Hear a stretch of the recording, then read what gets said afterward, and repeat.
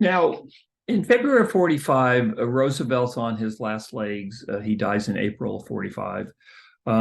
Churchill actually is losing popularity at home. He'll be defeated later in 1945, and he's deposed temporarily from power in England, although he'll make a comeback. But Roosevelt's the key figure here, and he's very sick. I'll show some images of some pictures of Roosevelt at Yalta. Roosevelt just got horrible, horrible medical care. Of course, we know that he had been paralyzed by polio in the 1920s, but even beyond that, he had congestive heart failure. He just did not get good care, and his doctor actually burned Roosevelt's medical records after Roosevelt died.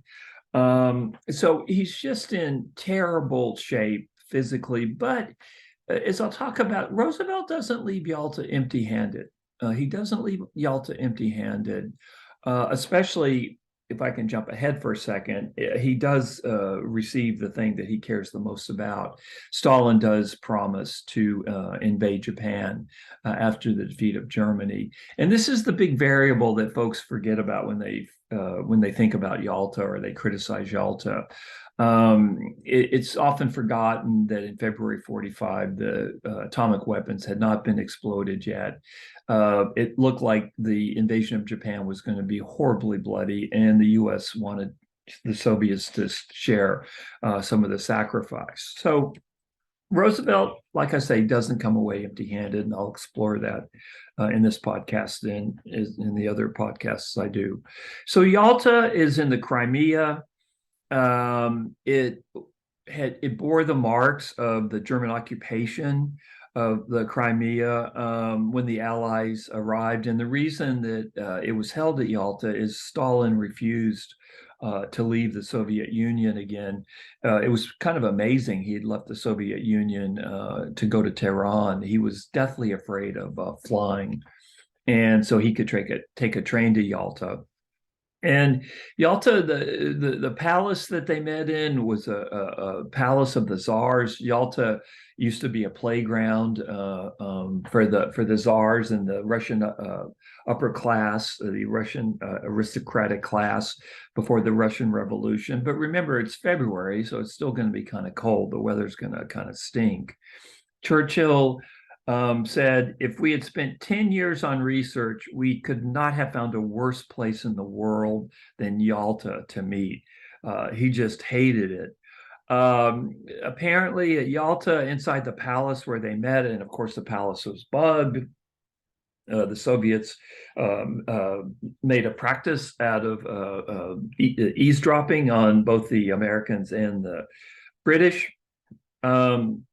The Americans had to sleep 9 to a room. There was an infestation of bed bugs in the palace where they met at Yalta, where the big three met, as well as their entourages. The toilets, actually, many of them were broken, and Stalin was one of the people that had to wait in line to use the bathroom. And one U.S. general said after Yalta, accepting only the war, the bathrooms were the most generally discussed subject at the Crimean Conference. Kind of funny to think about these three powerful men in this old palace that surrounded by the ruins of Yalta. But they met there because at Stalin's insistence, he did not want to leave the Soviet Union. It was tough for Roosevelt. The trip just to get from Washington to Yalta took a long time. He had to fly across the Atlantic via Brazil. It was not an easy trip for him. But he had some things in mind that he wanted to accomplish. And so here's what we get at Yalta. As I said before, the Soviets agree to invade Japan after the defeat of the Nazis. Now, they keep this agreement. They do invade Japan, but by the time they invade Japan in August of 1945, they invade Japan just about the time the Hiroshima and Nagasaki atomic bombs are exploded and Japan surrenders. It took the Soviets a while to get their troops to Siberia, to the eastern part of the Soviet Union.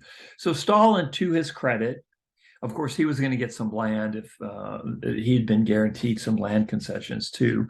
But to his credit, if you want to say credit, Stalin did keep his promise to invade Japan. But by the time he invaded Japan, basically the war with Japan was over because of atomic weapons. And you know what? Um, it's probably a good thing, because if Stalin had invaded Japan, Japan would probably be like, so when I say Stalin went to war against Japan, he went to war against Japan in China. He didn't jump into Japan. The war ended too quickly. So Soviet troops were never in Japan, but they attacked the Japanese army in Manchuria. But they would have gone into Japan, and had they done that, which they didn't, we would probably have a kind of a North Korea, South Korea situation in Japan today, which is something that folks don't often talk about. So Stalin makes that agreement. Some of the other important agreements at Yalta, Germany would have to surrender unconditionally. The Allies stuck together. Germany was never able to make a separate peace with the Allies. Germany was also cut up into 4 post-war occupation zones that were controlled by the US, the British, the French, and the Soviet military forces. So not only was Germany divided up into 4 occupation zones, Berlin itself was divided up into 4 occupation zones. Okay. Now, what's a little bit complicated about this is Berlin turned out to be in the occupation zone that was controlled by the Soviet Union. So Berlin, the capital of Germany, was divided up into 4 occupation zones, but it was in Soviet territory. And this was going to cause all kinds of trouble during the Cold War. This is why we get the Berlin Wall during the Cold War.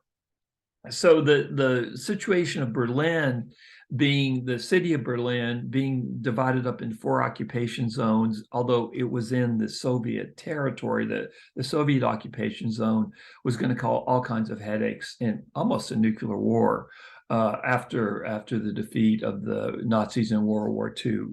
Now, France was not at Yalta.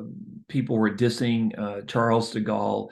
He did get an occupation zone, but the occupation zone that the French got was carved out of the occupation zone that the British and the Americans were awarded. So just to repeat, Germany's divided up into 4 occupation zones. Berlin, the capital of Germany, turns out it is in the middle of the Soviet occupation zone, but Berlin's the only city in Germany that's also divided up into 4. So what you had within the Soviet occupation zone, you had 3/4 of Berlin was allied to the West, to the Americans, the French, and the Germans, and this would raise havoc during the Cold War. So I'm sure most of you don't remember, but it wasn't until 1990 that East Germany and West Germany, the Berlin Wall fell, and then East Germany and West Germany were reunited. And today, of course, Germany is one nation. And the memory of those, it's 30 years ago, which is kind of incredible to think about, because when I was growing up, you thought East and West Berlin would be forever, but it turned out not to be forever. So Stalin gets major victories, though, at Yalta. You know what? Instead of rushing this podcast, I'll just talk about that in another podcast coming up.